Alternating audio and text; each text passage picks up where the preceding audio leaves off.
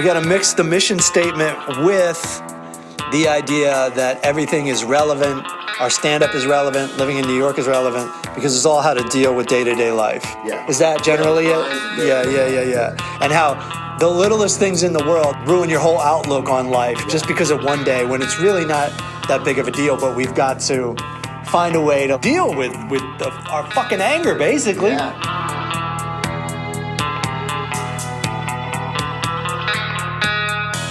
Welcome to The Power of How. I'm Matt Fulcheron. I'm here with Brennan Tassif. What's up? Daniel Torado is in what?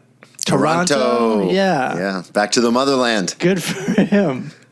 I love Toronto. I miss Daniel, but me and Brennan are going to hold down the fort because we have limited time engagements here. Yes. In New York City, or I do. I just went to Hawaii for about 10 to 12 days, including the travel. That's awesome. And I'm going to the UK to open for Tom Segura in 7 days. All right, governor. Yeah, that's... We got neighbors across the hall from England. Oh, really? And Kristen my wife always does her British accent, which is based on like Mary Poppins or something. Yeah.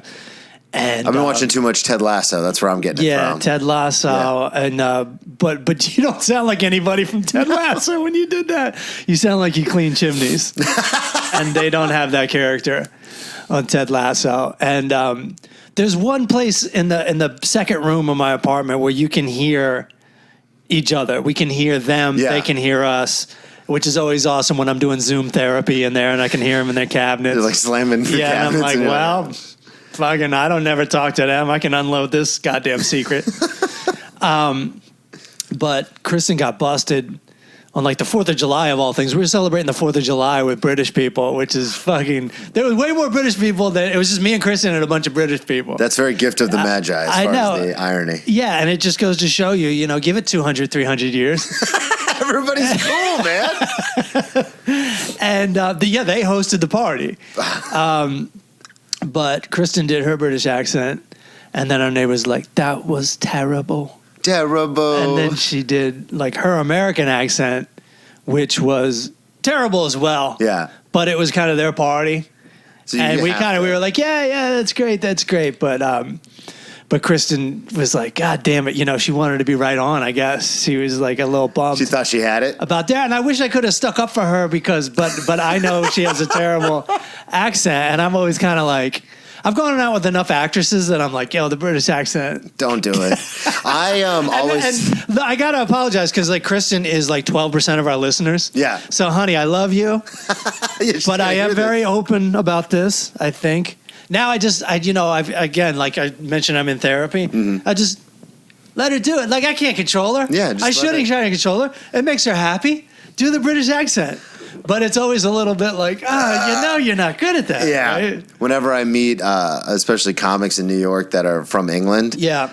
I don't know why it's like that impulse. I always do the line from Forgetting Sarah Marshall, where he's like, you sound like you're from London. And they always just look at me like, yeah, I'm from England. And why are you talking like you're from Australia? Yeah. You sound like you're from London. Like they're going to be like, oh my God, you can do it too. Yeah. I'm just working all that out. I'm a little stressed out because I wanted to work out the kinks on, there's certain things that just don't translate overseas, like name brands and this and that. But then if you get too into that, you'll get too in your head and you'll change too much. It's best to just let it rip. Just do it. Yeah. If they don't get it, they don't get it.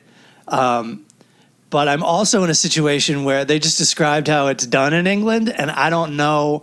And in the UK across the board, and Ireland too, is the opener does 15 minutes, then there's a 20-minute intermission, then the opener does another 5 to 7.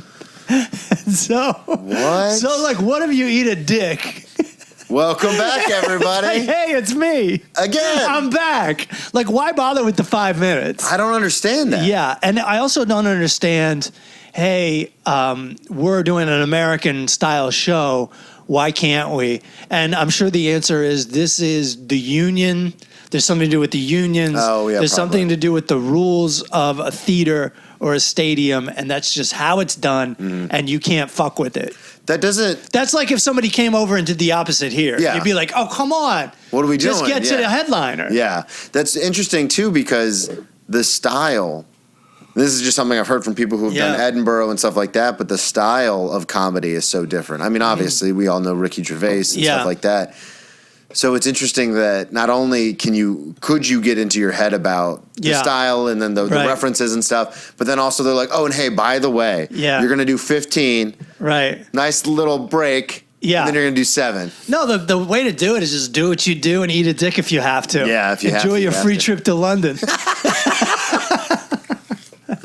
I'm totally prepared for this stuff, but I do like a little more like rehearsal time. So I'm just back. The travel. I was going to say, you just got back. The travel here back to New York was horrific. We got on the plane in Hawaii at 9:30 p.m., landed in Phoenix, Arizona at like 3:30 Hawaiian time, 6:30 Phoenix time. AM? And I got no sleep.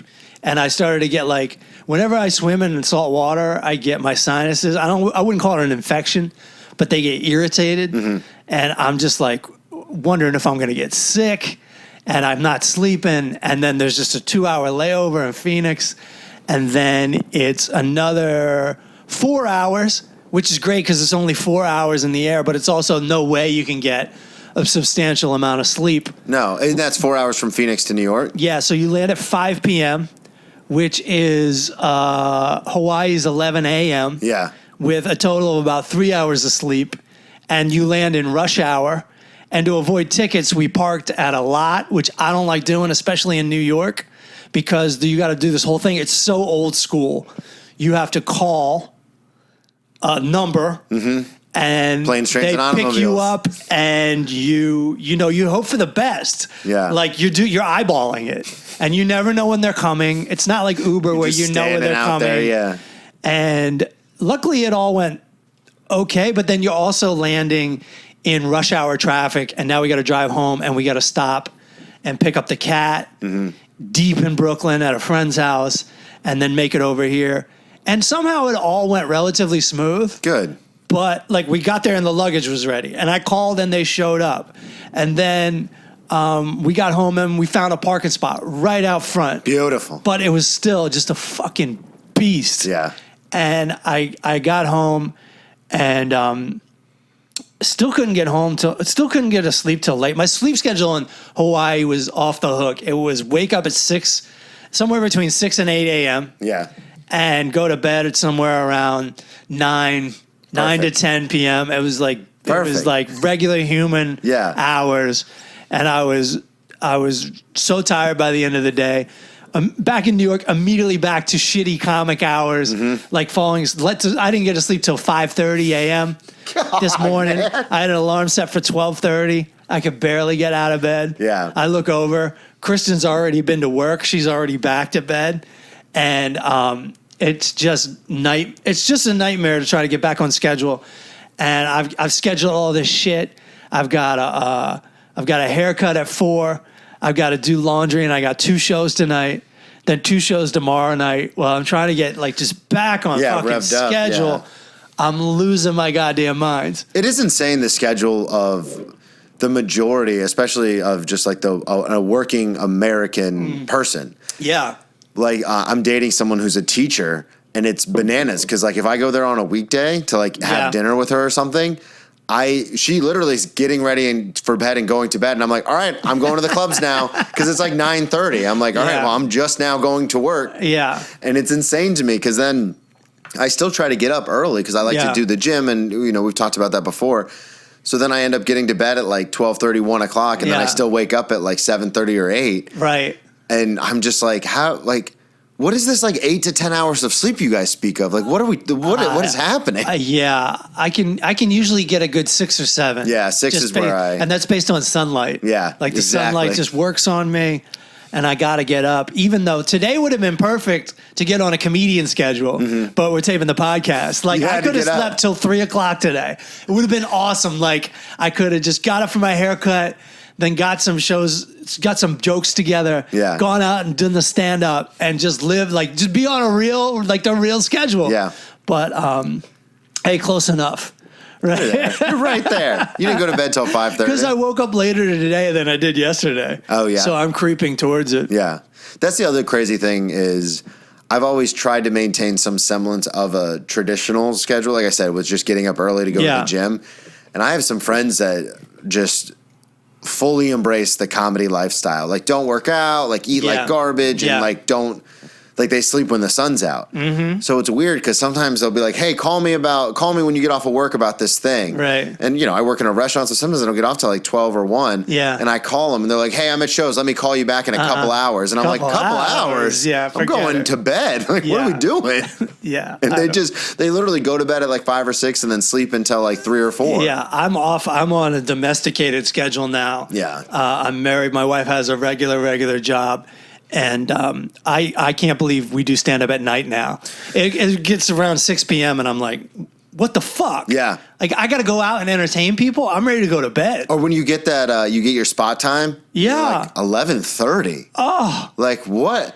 I got a 10:50 spot. Yeah, that's what. I'm like, fuck you. You met my buddy Dan. He loves it because it's it's one of the best clubs, but his spot times are like 3. Literally, it'll say like 2:55 a.m. and I'm like, yeah, it's worth it because where it's at, but still, like, that's a bitch. I used to have that at the Comedy Store. You'd just be... What do you do? Do you, like, go home and take a nap at, like, 11? You try, but you can't really get to bed, and then you're drinking coffee at 11 p.m. Yeah. And you're going down there, and the whole day, you're like, I have a 1:30 spot. It's going to be so rough. And you're just thinking about it all day, and you get there, and it's so bad. rough. It's just as bad as you thought it was. And it's not because of your attitude. No. It's because of your experience. You fucking know. You've been here before. So you can get up there, and you can play it to your best, and you can get out alive, and you can be like, no, that was good. That was good. But god damn, dude. I just started turning them down after a while. Oh, yeah? One time they gave me a 1:30 spot at the Comedy Store, and I just sent them my IMDb. I was like, dude, compare me to the guy at the 1:15 spot. All right, because I think I've done a lot better. That's a baller move. It's freedom's just another word for nothing left to lose. Yeah, I just fucking gave it to him like, no, dude. Check this out. Yeah, okay? yeah. And they still won't take your name off the website, and they still won't cancel you until you don't show up. Oh, really? Yeah. God. But it's not like anyone's going to see me there. Maybe he'll change his mind. That is also an interesting thing based on, because we've talked about this a lot, but I just had a friend in town from Florida, and we were talking about another buddy of ours who moved to New York, and he has like this big following and stuff on social media. But I was like, oh, I don't like see him around very often. And he's like, yeah, he's still doing like a lot of these like produced shows and stuff like that, just like randomly all over the city. And I just got in my own head. I was like, God, this guy's got like 150,000 followers, and he's not like he's still having to grind it out. Right. I was like, what's the answer, man? There is no answer. It's different for every person. Yeah. You know? But he told me that, and there was a part of me, obviously, the competitor in me, which I'm not very competitive when it comes to comedy because there's enough for everybody. Yeah. But there was a little part of me that was like, yeah, New York is hard, man. Yeah, no, it's nice to realize. Been here for 2 years. It's pretty hard. Yeah, well, you've done well for yourself in 2 years. But yeah, it was back to when we landed at JFK and we got out and we got in the shuttle. It was just like chaos and mayhem and dirty and trash. When you landed, did you feel like because this is interesting to me because there is so much extra stuff you have to do once you land. When you landed, I know you pretty well, so I'm thinking in your head you were like, oh, we still have like another leg to this journey, or were you like, oh, we've made it? I had a very bad, I know better than to think like this, but instead of taking it one moment at a time, I was just like, this trip is 14 hours at the airport, 16 hours at the airport, and just landing in New York and just knowing that I was going to have to drive in rush hour traffic and find a parking spot. I was like really losing it, and I really had a bad attitude about it, and I never rested. And just after Hawaii being so clean and full of nature and just relaxing, so spaced out, you were never I was irritated by how many people I was talking to in Hawaii, but we'll get to that later. Yeah. It was just, there wasn't a lot of stress. And just to see everybody literally climbing over top of each other and cars just zippering in and out of the pickup drop-off and the trash and the 8, 10, how many, remember, terminals? Yeah. And then we got to get on the highway and we got to pick up other people in the shuttle and all this baggage.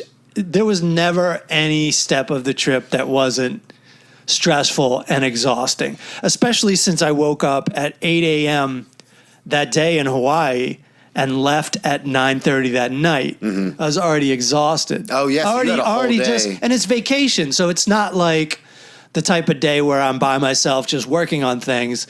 It's like socializing and being part of a relationship and just talking, everything that exhausts an introvert. Yeah. You know, and then you're on the plane still doing work because you sent me an email and you're like, I didn't even do work on the plane like I thought I was. Like I thought I could do work on the plane, but I'm like, you need to fucking.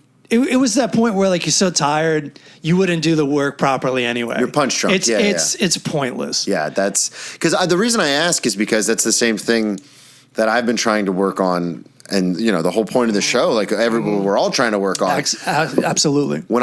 When we first moved to New York, Savannah and I remember in the U-Haul, we stopped in Virginia.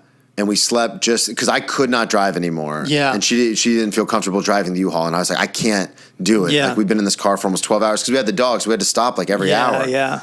So we stop in Virginia. We get a shitty hotel just to sleep. Wake up the next morning, start driving in. And then you see the skyline. When you come over the crest on the interstate, you see the skyline. Right. And my first thought when I saw it was, we're here. We made it. We're here. Yeah. And then it sunk in like, oh, we haven't even started this trip. I got the same feeling, and I was talking to a friend about it when I was in L.A. on the way out to Hawaii, because we drove out together to L.A. when we were really young. Oh, yeah. In 1997. Is that when you stopped in Virginia? We stopped in West Virginia, and then we stopped in Colorado, and that's what we were talking about. We were on such a loose schedule, and we kept staying like another day because in the back of our minds, we knew when we got to California, we were going to have to start our lives. Yeah. And we had no plans, no hookups. I had an entertainment lawyer's phone number who is my aunt's brother, so he's not blood. Yeah. And we had a place in Venice to crash. And that's the only hookups we had. So you were like, we'll take our time. And we knew a guy that was an editor from film school. Okay. But we never said out loud, we'll take our time. Yeah. We just kind of knew in the back of our heads. Just kept looking at each other. We were just taking our time. And if any, like my car broke down in West Virginia and it was just a stick shift problem. And it was just a little piece of plastic that needed to be replaced. But it just ended up, we just stayed there and like partied. And then we drove to Colorado and we saw our friend there and we crashed with like all his roommates. It's not like we had some sweet hookup. Yeah. We were on couches in the floor. Yep. And the roommates didn't really want us there. Like we got drunk with our friend and came back, and my other friend who I was traveling with was trying to pull his pants down. The guy that lived there, his name's Brennan. He's trying to pull his pants down in front of his female roommate and go, Brandon's got a tattoo of Mickey Mouse on his butt. You want to see it? And he's just like, there's so much commotion that in the morning, these guys were in college. Yeah. Right. And they had like tests to take and shit. And they were all into like math. They weren't bullshit college students. They were like engineers and stuff. Yeah. They were like this type of guys from Good Will Hunting where they were like really into their academics. Yeah. But they were also beer drinkers. But they were pissed at us, and so we woke up to this Anthrax song that sounds like a fucking motorcycle. It's just bass drum. It's just like the beginning. Yeah. And then the guy's just banging pots and pans. He's like, you like to make noise? You like to make noise, motherfuckers? Hey, here's some fucking noise for you. Oh, shit. And my one friend was like, "Ugh!" Like he freaked out. This was Brandon doing all this? No, this is Brandon's roommate. Okay. Like, fuck you guys. You want to keep us up? And we didn't know them. And they were like, that is aggressive. That's not even passive aggressive. That's aggressive. And my one friend freaked out, but me and my other friend Tim, we like knew how to play the game. We just sat there pretending like we were sleeping. Like, yeah, just don't bother me. This is like Cool Hand Luke. Yeah. Like, this don't bother me. We're good. This don't bother me. And that was the first day. That was the first morning. And we still stayed like 4 or 5 days. Holy shit, dude. Like, I got up and I did their horrible dishes. You ever live it like you've lived it like group homes before? Mm-hmm. The dishes just like pile. Well, you probably had more of a mentality when at certain places, but like the halfway house and stuff. You have to do your dishes. Yeah. But I was in college with male roommates. Yeah, college, dude. That is like that shit just accumulates in a day. Oh, and so I went in and I did their gross dishes. Trying to make up for it? Yeah, and it worked. Oh, really? Yeah, it worked. This fucking guy. It's almost, that's what it's like joining a group. Mm-hmm. It's like you get hazed in at first, especially if you don't. Like, we did not deserve to be making that much noise when we were getting the hookup. God, but that's the thing, though, is like you were just biding your time before you came. Because I remember I'll never forget it, because I hit a car pulling into our brand new apartment in New York. I hit a car with the U-Haul. Right. And I didn't know what to do, and the dogs are freaking out. So Savannah's up in the apartment with the dogs, and they're barking like crazy. And then we hired movers, so they're just dropping everything in the apartment because she's not in there to like. Man. And I'm trying to do insurance information with this guy because I hit his car.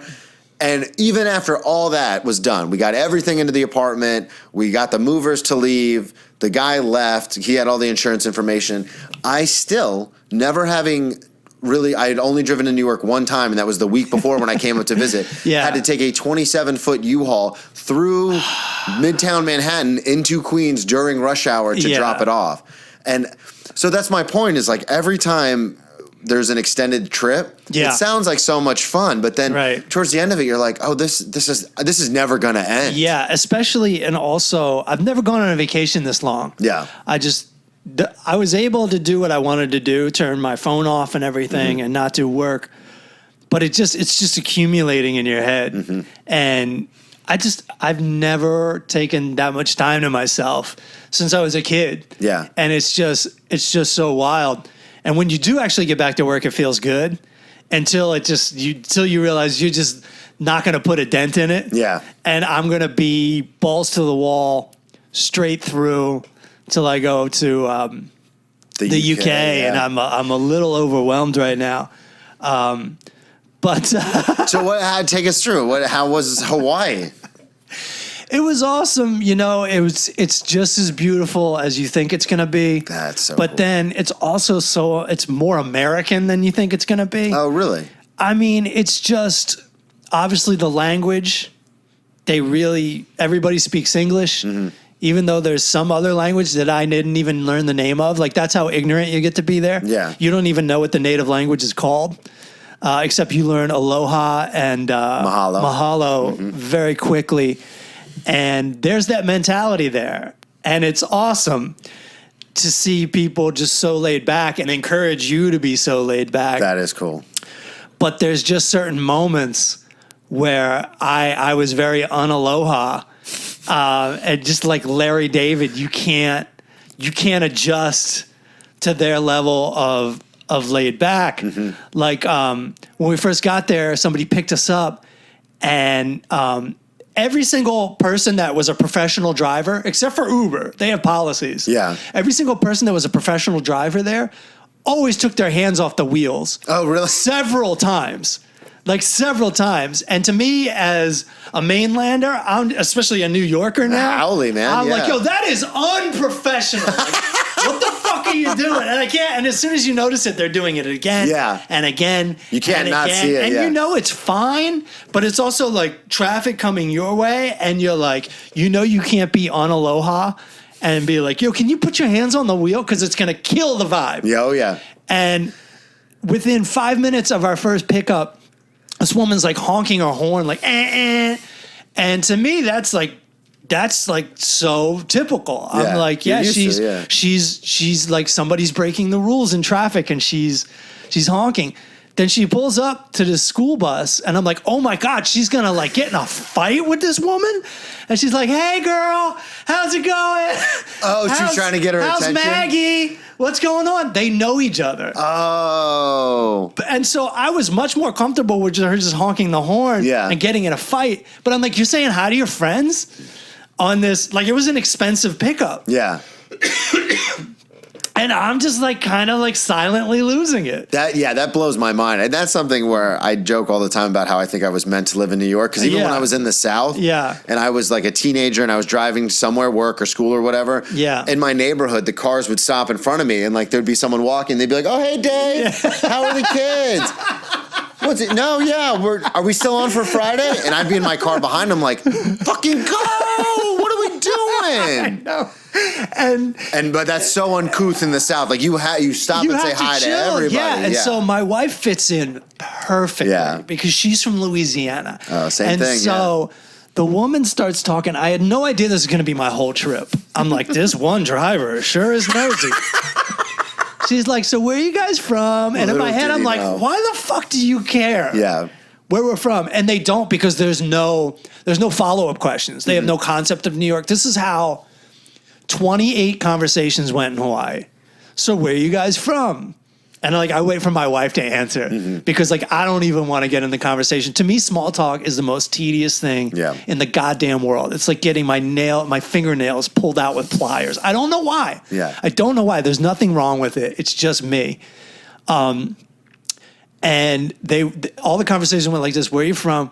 "We're from New York." "Oh, that's a long trip out." Like every single time. It was almost like, "Hey, how you doing?" It was the same response every time. And it's almost like it's scripted, like they know. And the first time was driving me nuts. And you get in and then you're to the hotel desk and it's the same thing. And every car you get into. And then what really bugged me out, it's almost like being on a retreat or something, because there's all these people, all these Americans who would never talk to each other at the Wawa or McDonald's, who are like, "How you doing? Where are you from?" It's almost like, we made it here. This is like exclusive. We're close enough. Yeah. We can talk to each other. Well, and there's even different lifestyles from the people who go to visit. Like like we're saying, like, you know, if you get people from the South, they're going to be very nosy and like, "Oh my God," hey. Not even nosy, just overly polite. Right. Then you get people from the Northeast and they're like, "Fuck off, dude." Well, we were hanging with some people from Boston and they were totally cool. So were they? They didn't even want to be nice. They were these two older couples and we were in a shuttle and my wife just starts fucking ramping up the charm. And I'm like, "What is she doing?" She's got it, man. Yeah. I'm like, "What is she doing?" And they were all like, so like they talked more than most people do. Usually it's just like, "Where you from?" Blah, blah, blah. There's one couple. She got him. There's one couple. So you can't have the negative vibes even in the shuttle, right? Yeah. Especially if you're in a shuttle, like what the fuck? And you're going to a nice dinner. Yeah. We were with this couple from Orange County and I think my wife wanted to start talking and then like, and it just kind of nothing happened. And then, my wife was like, "Why is it so crowded at the hotel?" And like, nobody took it. And I'm like, "Really? Nobody's going to take it?" So then I just did my, what is it? Manswering? Yeah. Where you don't know the answer, but you just like, I couldn't leave her hanging. Yeah. So I was like, "I think it's some kind of golf tournament or something." And then the conversation started. And this couple from Orange County was like, "Yeah, there's even a doctor on the premises." And the woman started complaining about how she had like all these mosquito bites and she went to the doctor, like docked on the doctor's hotel room. And like, I don't know how she got the doctor's hotel room's information, but that tells you what kind of vibe is going on in Hawaii. And she's like, "Yeah, the doctor wouldn't prescribe me anything." And then she's on vacation. She wanted a while in her misery. And I'm like, Kristen's got a sunburn real bad. So it's a bad day. I'm like, it's a good day for views, bad day for skincare or something like that. You know, no laughter. My humor barely works in Hawaii. And then the guy's like, "So where's everybody from?" And it starts with that shit. There we go. And then the Orange County couple just starts complaining about their travel and it's extensive complaining. So now they're 2 for 2 complaining. Yeah. And the driver, I never seen it. The driver just wants to shut it down. Like he doesn't want to talk about it. So what do you do? Like only positive. He just didn't answer. He did what I normally do and just stopped talking. And like I don't have the that was very Un-Aloha, but only when pushed. Yeah. Like, so I could stay neutral, but I couldn't go negative on these people because we're in Hawaii. Yeah. We're so fucking lucky to be there. Yeah, it's beautiful. And it was funny to watch somebody else, like they were Un-Aloha, but for no good reason. I mean, I'm sure the woman was in pain, but if you're pissed about the flight here, like you're already here. You're starting off on a bad foot. You know, yeah. I only complain about mine because for the podcast. Yeah, you know, I wouldn't burden somebody with that. I would never be like at the stand eating pizza with you, being like, "Oh, Brennan, my trip to Hawaii fucking sucked." I just will not do that to people. Yeah, that's insane to me that people can. And it's also weird because I catch myself doing it here, and there's plenty to complain about in New York, as we've discussed. Right. But it is one of the greatest cities that was ever been built. And like I said, I had a friend in town from Florida, and I was like, "Oh, meet me at Washington Square Park." And he had never been to New York, and I go, "I'm by the Arch." He goes, "Yeah, man, of course I know what that is. Like, I've seen it a million." And I go, "Oh, I just take that for granted." Sure, yeah. And then we're walking. He got off the subway at West 4th Street, and he's a comic, and so we're walking around, and he had never been to that area, so I know he hadn't seen the cellar yet. Yeah. So just casually, I'm talking with him, leading us past this, and he stopped. Yeah. And he got like so excited. And that's something, though, it's the same thing like you're talking about in Hawaii. It's like once you get there and you're around it for a couple of days, you kind of like are like, the fucking dessert, huh? That was no good. And you're like, you're in fucking Hawaii. You can't do it. Yeah. You're not allowed. And that's it really, having him in town and showing him around really made me, and I mean, I already love the city, but it really made me be like, oh yeah, like I live here. Right. We struggle to be here and we struggle to pay our rent and everything. But at the same time, our rent prices, expensive as they are so much better than paying for a hotel every night. Yeah. You know, and people have to spend so much money to come here. Mm-hmm. And in a way, we don't. Yeah. You know, I mean, we do, but we don't. Yeah. Well, I mean, it's the initial payment of getting here. But once you're here, you're kind of just like in it. Yeah. And I'm sure that's the same thing with Hawaii is that I'm sure the driver was like, are you out of your mind? Like, yeah. He's like working and he's having a better time. Yeah. But the driving, it didn't stop there. Like, one dude was just like on the way to the airport. We went to two different places, Maui and Kauai. Okay. And then one dude was like, were you at Maui first? Yeah, we're at Maui first. Okay. And dude was like, he was talking like way too much for me. I was so tired. And Kristen's she's just in it with him. And he's taking his hands off the wheel. And I'm like losing my mind again.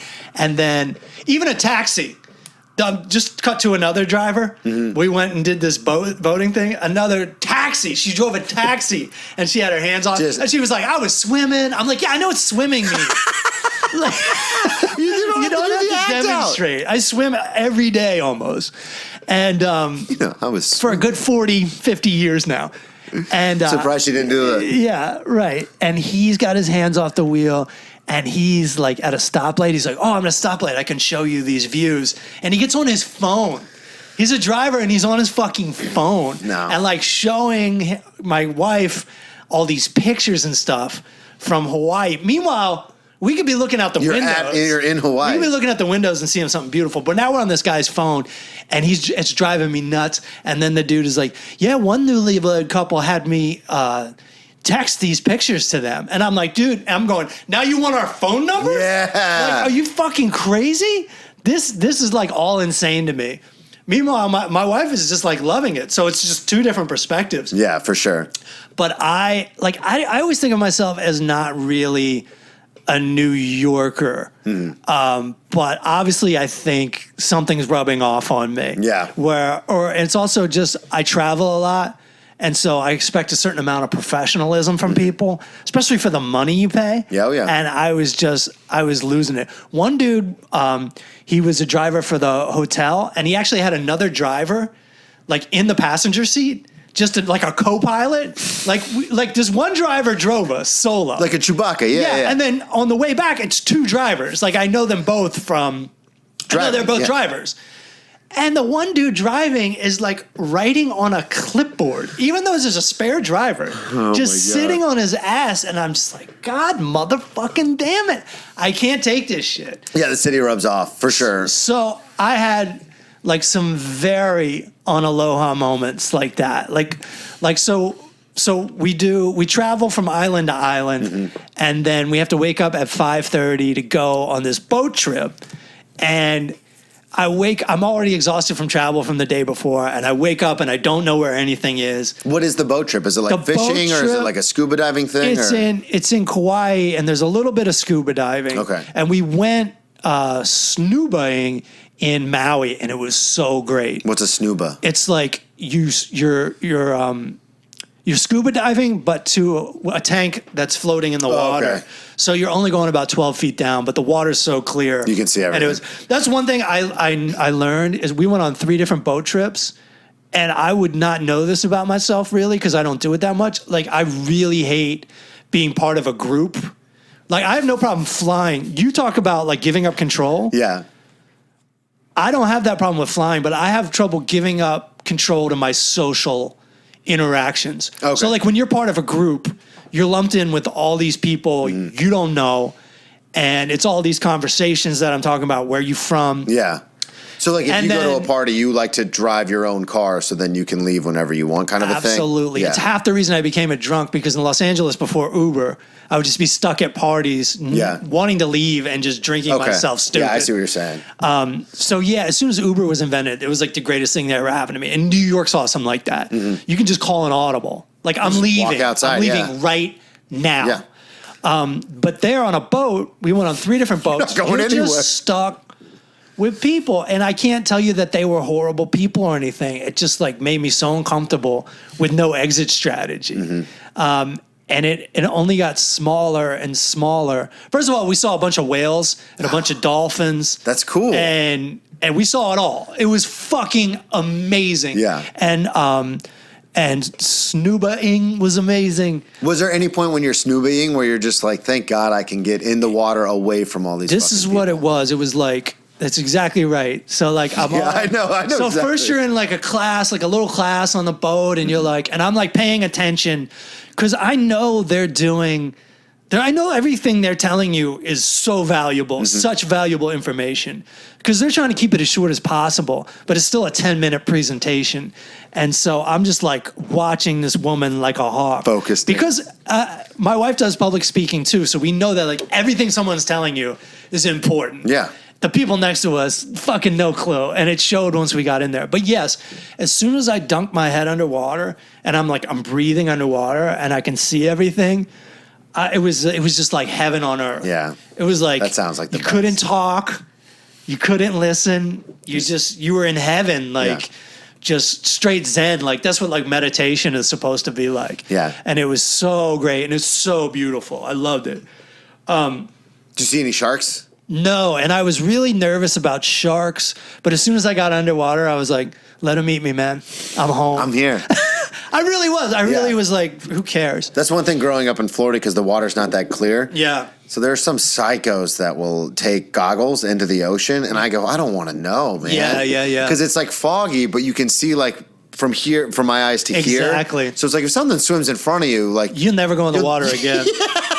And I'm already there. Like, I've already have too much anxiety built up over the years where I'm like, well, this plays to the example. Like, I don't look at statistics. I look at worst case scenario. Yeah. Okay. 100%. So, and that made me very Un-Aloha because, like, first of all, I can barely talk in the morning, and my wife, she thinks the best way to deal with this is to like ask me questions to like ramp me up to talk.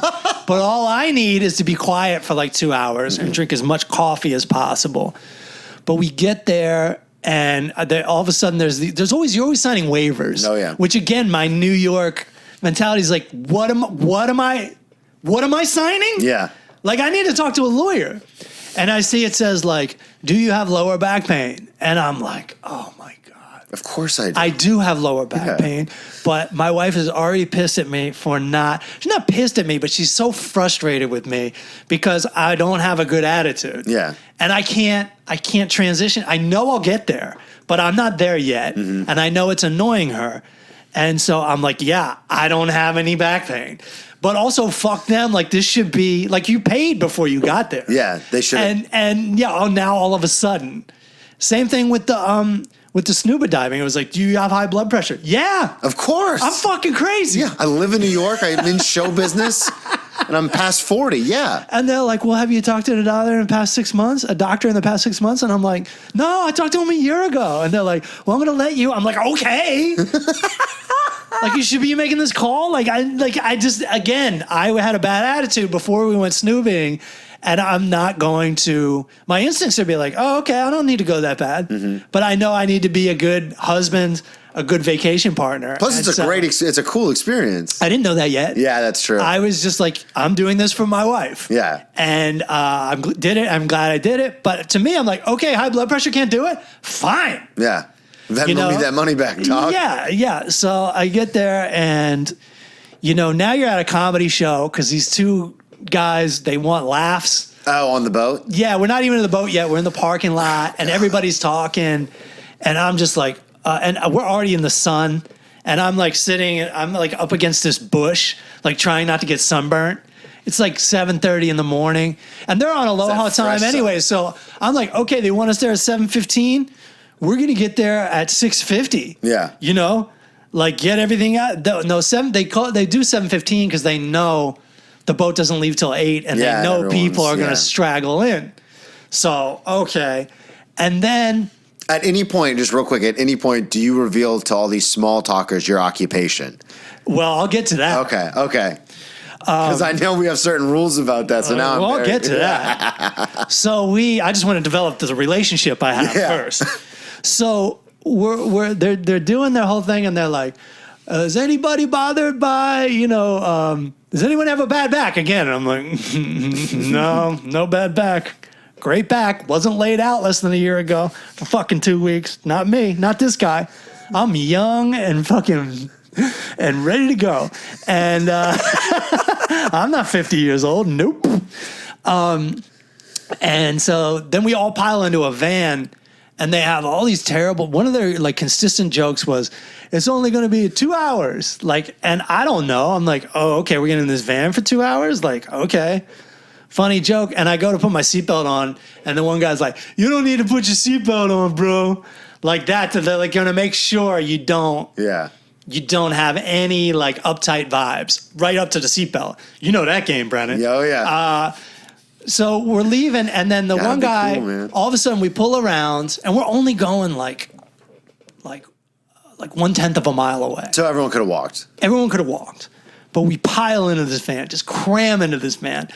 And we go into this parking lot that I didn't see at all. It's a huge dirt parking lot. Yeah. And because the guy was going to go lock his car. And again, the dude running the thing was like, bro, I've only seen like maybe one person get robbed. You really don't need to lock your car. Like he's throwing that vibe. And the guy's like, yeah, no, but I'm going to lock my car. Exactly. I'm the same way. And so I'm the same way too. He locks his car and I go, hey, are we supposed to park in this parking lot? And they don't even like really answer at first. And then I ask again and the dude's just kind of like, yeah, but bro, I wouldn't worry about it. And I'm like, well, do they tow?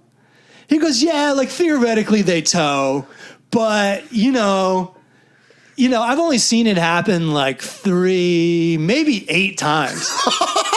And I just lose it. I forget I'm in a van full of people. And I go, well, what if I'm one of those 8 fucking people, dude? Like I fucking snap. Yeah, because the dude is just taking me, and I don't know how far I still don't know how far the van's going. Yeah. And I'm like, dude, I don't want to be doing this trip and then looking for my fucking car. Yeah. Like, I know this thing. Like, I'm from the city. I'm from Los Angeles, too. Like, cars get fucking towed. All and the they don't time. tell you where they tow. No. And by the way, no one told me not to park in the parking lot. Mm-hmm. So I fucking embarrassingly lose it. Snap. And then the dude goes, don't worry, man. I'll bring you back up. He goes, and if you're going to stress about it. And I was just like, oh my God. And then I remember I'm in a van full of people. And I'm like, oh my God, I'm like the uptight dude. But that's the thing, you have to be. I know what I don't understand is when I've talked about this before. I can't remember if it was on here or something else, but I had a roommate in college who had no anxiety. Like one of these freaks that just didn't get anxious. And I remember one time, while I was on probation, we went to a hotel party, and he's doing cocaine, blaring Kid Cudi. And I'm like, dude, I'm on probation. And same kind of thing, though. He's like, what are you worried about, man? And exactly what you're talking about. Yeah. I always think worst case scenario. I'm worried about someone calling the cops, them knocking on the door and you answering the door with Coke all over your fucking face. Statistics don't matter. Yeah, I know. And I do not understand the people who are like, what's the problem, man? It's like, how are you not thinking about this stuff? Those are always the people that freak out when they get caught. Yeah. When I get in trouble, I'm like, yep, that's about right. Yep. I did the crime. Had a feeling. Right about to do the time. Yep.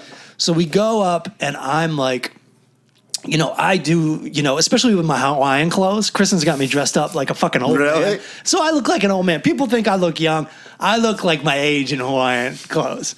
And, the button down. Yeah, the whole thing, like flip flops and like, Did you have the hat? Yeah, I had like this hat. Like I look like Banana Republic. You know what I mean? And I went with it. Tommy of Tommy Bahama. I went with it because it was like, this is a way to get into the different mentality and to like be someone else. Yeah. I'm always myself.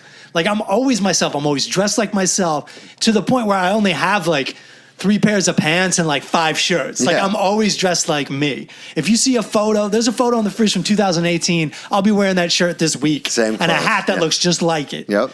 And the same weight, the same fucking everything. But so now I'm like cracking him up in the van, because he doesn't expect me to have my delivery, my quick-wittedness, my speech pattern. He doesn't expect any of it. So we get on this boat, dude, and they have no business doing a tour on this boat.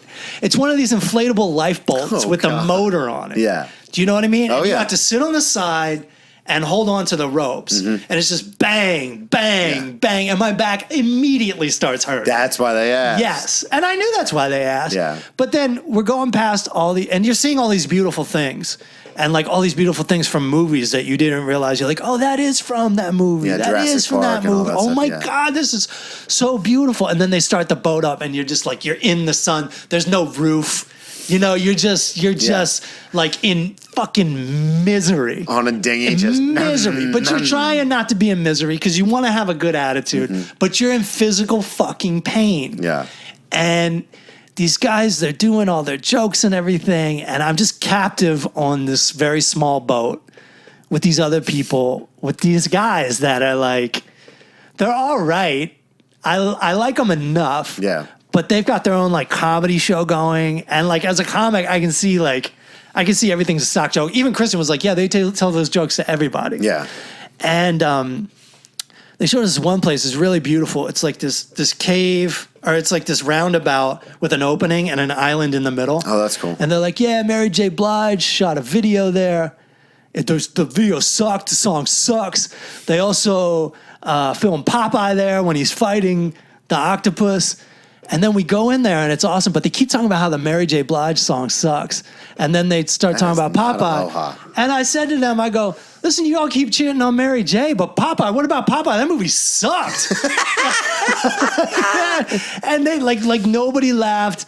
They were like, yeah, but Popeye's from the 80s, so, you got to give it a pass. And later, me, like, I'm like Costanza. I'm still saying later on, like you always think of one more thing you could have said. Yeah. It's like Mary J's video is like 4 minutes. Popeye was like an hour and a half. Like, fuck you. Popeye is a famously bad movie. Yeah. Famously bad. That's Nobody shits on Mary J. Blige. And I'm not saying she's a void of criticism, but goddamn, like you're upset about this like 4-minute song? Yeah. She's a good singer. She's great. I don't listen to her, but like as an artist, I was like totally offended that she's getting Fuck trashed. yeah, man. So then, and what is their problem? Like, did they have any reason for it? No, they just think they're funny. They think that's like a funny joke. Okay, so then we head back, and the wind is picked up, and it's a nightmare getting back. And I'm like, how long is this fucking trip? Because it's going past like the 4-hour mark. And we're just in the sun. So the whole trip was on this little dinghy? Yeah. And there's wind and water just splashing us, soaking wet. And we're and the guy's joke is it's only gonna be another 2 hours. Yeah, that's but then at one point he's actually like, it's gonna be about another 45 minutes, like for real. Yeah. And every time he starts the boat up, he's playing this shitty music. I'm by the speaker, so it's just blasting me. And I'm just like trying so hard not to, and I got my contact lenses in because I want to be able to see when I'm scuba diving or snorkeling. I want to be able to see. Yeah. It worked on the other trip so great because it was on this big boat and the goggles were so good. Yeah. But salt water is really bad for your contact lenses. Terrible, yeah. And it's just splashing me in the face. And my wife's like in the middle of this, my wife's like, I'm hungry. And I'm just like, it's all just coming down. On the boat? And I actually thought of Daniel, like he always talks about, and a lot of the things I've read is like, you have to accept, like you just have to accept this misery. Yeah. And I'm accepting this misery, but it's still misery. Yeah. You know, and then I go, we eat these lunches, and the guy is just like, he Are you back at the main? Like no, the we're main, still okay. on the fucking So it's like packed lunches that they brought. boat. It's these packed lunches, and the guy won't say what he's like. We got one turtle, and we got turtle sandwiches and fucking boar sandwiches or something. And you know it's a joke. Yeah. But you don't want to be the one guy like, what is it really? You're just like, yeah, ha, funny jokes. So I go in. I'm what do you call it? Snorkeling, but it's not half as clear as the other place that we were just at a couple days ago. So by comparison, I'm just like, okay, I'm already just like so miserable. You went from zen at the snooze. Man. And I get back on the boat, and this guy, he's just like, hey, Matt, he goes, I heard you're a comedian. He goes, dude, you're not funny. And he said that to you? Yeah, and I usually have like a comeback like while I'm off duty or something, but I was just so like worn down. I was just like, okay, dude. And I go to my wife, I'm like, why did you tell him that? And she goes, I don't, like, what am I supposed to say, you know? And I'm like, yeah, you're right. But I just, like, as Costanza, as Larry David, I just feel humiliated because I'm on this boat with all this small group of people. And again, I can't just walk away. Yeah. And I miss my moment because you also don't want to, the worst position you can be in is trying to convince someone that you're funny. Mm-hmm. I'm in it all the time. And some of the worst things you can do is be like, I'm on a UK tour. Yeah. I have a special. You should have sent him your IMDb. Yeah, exactly. Yeah. What is that? Oh, that's my goddamn I was going to say that to you. So I'm just like, oh my God. So we go back, and it's just the whole thing just takes forever.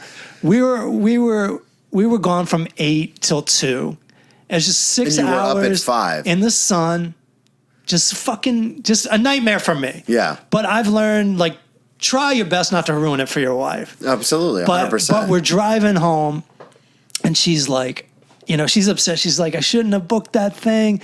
And I'm like, listen, we saw a bunch of great stuff. Mm-hmm. I'll be honest with you, I didn't enjoy it, but we saw that great stuff, and I'm fine now. My back started feeling better somehow, and it's fine. And then she was like, she was almost crying. She goes, what do you want me to say when someone asks what you do?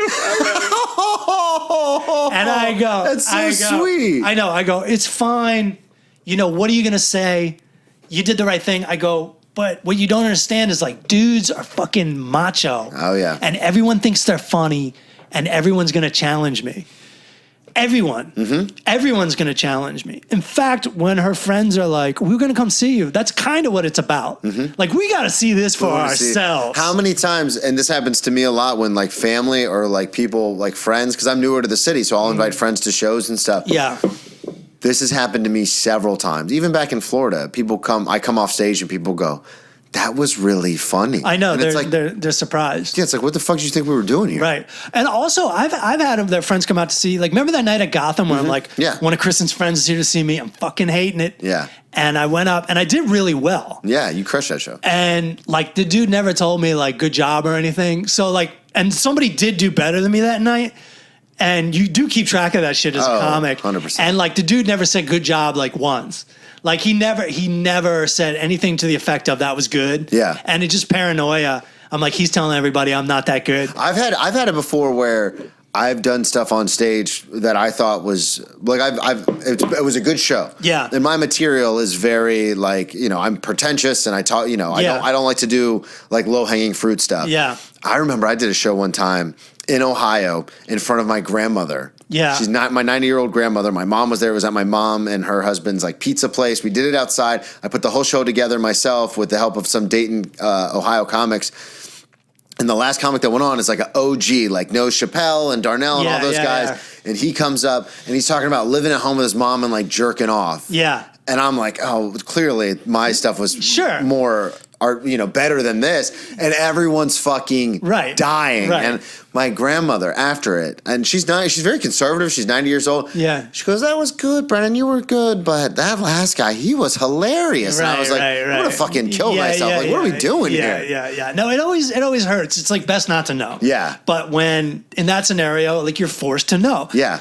And you also know, theoretically, you don't need to be the best on the show. You need to be the most original on the show. Exactly. But in your head, you're like, I also want to be the funniest. So it just kills you. It's like on your permanent record. Yeah. And in the back of your head, it's always there. And it gets even worse once you have a performance on the internet that's not even, you don't even own it. You can't take it down. Yeah. But this is so awesome. My wife, she goes, yeah. She goes, I didn't tip him. Because I thought that was really unprofessional. And I was like, oh my God. I'm so glad I didn't act on like the way I was feeling. And I was so good I tried to be a good husband. Because that is so fucking awesome, dude. That she didn't tip him. And she's a good tipper. And she was going to tip him $60. Just and she just said, fuck you. That is, talk about unprofessional. Yeah. And the dumb fuck doesn't even know it. He doesn't know it. He's going to do it again, and he's not going to get tipped again. Yep. And he's never going to know because he's a fucking idiot. And no offense, but the dude works on a fucking boat. Yeah. And you're coming after me? Dude, have fun living in your fucking dumbass world. Have fun, you dumb fuck. Yeah. You dumb fuck. And I was honestly very calmly like, these people, I was like, those two guys, I'm like, they weren't that intelligent. They don't know. They don't know any better. Yeah. Because it happens to me every day. Mm-hmm. But I love that there was finally someone in my life who was not like, because I've had girlfriends who'd be like, why didn't you have a comeback? Why didn't you do this? Why didn't you 360 dunk on the guy? And why don't I throw you off this boat? And Kristen was like, I didn't tip that fucking piece of shit. And I was like, oh. I'm like, I am with the absolute right woman. That was so great, man. That was so great. Yeah, I can't. It's that weird thing, and I know Soder talks about it on stage, but like sometimes I do wish I was a little bit dumber. Yeah. Just because like I see some of the stuff that people like are dying about. And I'm just like, really? That happened to me too, because like I always wish, like, I'm not sitting there going, why are these people asking me where I'm from and then saying it's a long trip? Mm-hmm. I'm sitting there going, you're in Hawaii. Like, just chill the fuck out. Yeah. Like, people, like, again, you have to accept that people are going to ask you that. Mm-hmm. But that's why I didn't like working in an office, because it was always like... It's all the small talk all the time. And then Kristen's French friend came over yesterday, and there was no small talk. It was all, like, real shit. Yeah. And I was like, wow. I'm, like, having a conversation with someone I don't know. And it just blew me away. Mm-hmm. And I don't think I want that all the time, because... I was agreeing with everything she was saying. If she came over and started saying things I disagreed with, I was be like, what the fuck are you doing right now? I actually just had that conversation last night with someone where I said there's a certain like threshold that you have to cross with people before. Yeah. That's why, the whole thing is don't talk finances, religion, or politics with strangers or people you don't really know that well. And then the person I was talking to was like, oh, well, why? Like, why not? Like, don't you need to know those things about a person to see if you want to, like, hang out with them or whatever? Yeah. And I go, well, that's the thing is there's a point in any friendship or relationship of any kind where you cross a threshold and then you can say stuff and then people will go, well, why do you think that? Like, let's work that out. Right. But before you get there, they'll just go, fuck off and walk away from you. No, you can't do business with somebody unless you have a 3-minute conversation first. Yeah, you have to kind of like... And that's the thing. I do this at work constantly, especially with my coworkers, because it's a lot of the same. Like, I just saw you yesterday, and it's like, hey, how you doing? Like, how's comedy? Right. And it's the same questions, especially because I have 2 days off in the middle of the week. So when I come back, it's always like, how's comedy? Oh, it's good. Yeah. Podcast is going well. Not booking as many shows as I'd like. Right. And I will just turn and walk away. Yeah, you got to get out of there. Like I'm doing something. Like I'll be like, oh, yeah. And then I'll pull like my polishing cloth out and like walk towards my tables. Sure. Because I'm just like, I can't. And that was Savannah, my ex's big thing. Like, she hates small talk. Right. So every time we would have not every time, but a lot of times we'd have conversations, it was like these big, like, grandiose ideas of, like, school policy and gun control and all this stuff. And when you do that enough, sometimes you're like... That's too much, too. Sometimes you're like, I just want to know how your day went. Yeah, no, that's way too much. The conversation just happened to go my way. And I'm like, this is awesome. But truth be told, I'm sure I much prefer the 1 minute overall. The 1 minute. Hello, how you doing? Good. You know, because good. All right. Because, like I said, shit goes off the rails right now. Mm-hmm. People are pissed, and you can't. Especially in Hawaii, you can't be getting into it. No, especially on vacation. Right. God, if you were that guy who's just starting fights with people. Oh, my God. I got another Aloha moment where my wife paid for a late checkout, but late checkouts never work. No. And so I go back to my hotel at like noon, and I can't get in. And I go down, and the woman's like, well, you didn't pay for a late checkout. I have nothing in the computer. And she's not talking like this, though. She's talking very nicely. Mm-hmm. And she's like, I need you out of there. There's somebody else coming in. And I'm like, and it just went back and forth. And I was like, look. And she told me how much it was going to be, I'd be penalized if I stayed. And I was like, look, it was the same price as if we paid for a late checkout. Yeah. And I'm like, look, I'm going to go back in the room. I'm going to be as fast as I can. But you're probably going to have to charge me for that late checkout. Yeah. And she's like, but I have somebody coming in, and it goes back and forth for like 4 minutes, and I'm like, look, I'm going to go back in. You can charge me what you have to charge me, and I'm going to be as fast as I can. You know what I mean? Like, how long do you want this conversation to go on? Just back and forth and back and forth. She was just like all aloha'd up, like, let me go talk to my manager. And I just felt like such a fucking asshole because I felt aggressive, but I didn't know how long the conversation was going to go on. Well, because you can get stuck in that loop, that like circle where it's like, this happens to me with the restaurant guests where it's like, how do you want it cooked? Oh, medium to medium rare. Do you want it medium or medium rare? Well, medium to medium rare. Right. Medium or medium rare. Those are two different temperatures. Right. Well, I don't know, somewhere in between. Yeah. It's like, what do we just fucking? What color do you want it to look like? Medium rare is already in between. Yeah, it's like, and so I do medium too. I completely understand that being like, you're wasting time. We need a decision. Yeah. And this is already eaten into my late checkout. Yeah, that's what I'm I thought saying. I had 2 hours, and they shaved a half an hour off of it, and then I spent a half an hour dealing with this. So now I only have 1 hour to get ready. Now I'm rushed. Now I'm on Aloha. What's the late checkout? The late checkout was 2:30. Okay. Then it became 2, but now I'm getting I was trying to get in at 12:30. Yeah. Now I'm getting in at 1, and I'm calling my wife. Now she's got to get. Now we're both rushing. Yeah. The funny part was, I'm walking in the hotel with my room key now working, and the maid was already in. And I'm like, listen, I'm going to be out of here at 1:55. I promise. Yeah. And she goes, don't worry about it. Aloha.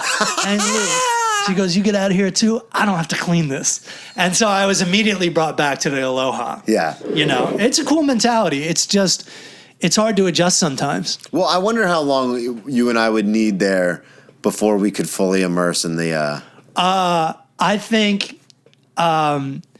I think a month or so. Yeah, because I'm so high strung that like I would go if someone said the second someone says to me like relax or don't worry about it, I'd be like but they know not to do that. Yeah, they say don't do that. They say aloha. Okay, which is a new word. Yeah, so it doesn't have any history. It doesn't have. It's not your dad telling you to relax. Yeah, it's not your girlfriend telling you to relax. It's not your boss telling you to relax. It's some stranger going aloha. Aloha, and it fucking works. Yeah, you're like, I'm here. I have to do as the Romans do. Yeah, could you see yourself like staying there for a while? I could see myself living there easily. Yeah, but I think I would go crazy with like the relaxedness. You would have to come up with the routine. Yeah.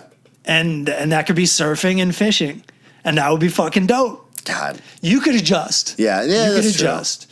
You just have to keep yourself busy. I wonder if people do. They have to do that because it's a running joke in Daytona, but growing up there, a lot of times there are people who are like, yeah, I came here on spring break and then just ran out of money, had to get a job and never left. Everybody talks about that when they're there. That's got to be in Hawaii too, for sure. We talked about it. Yeah.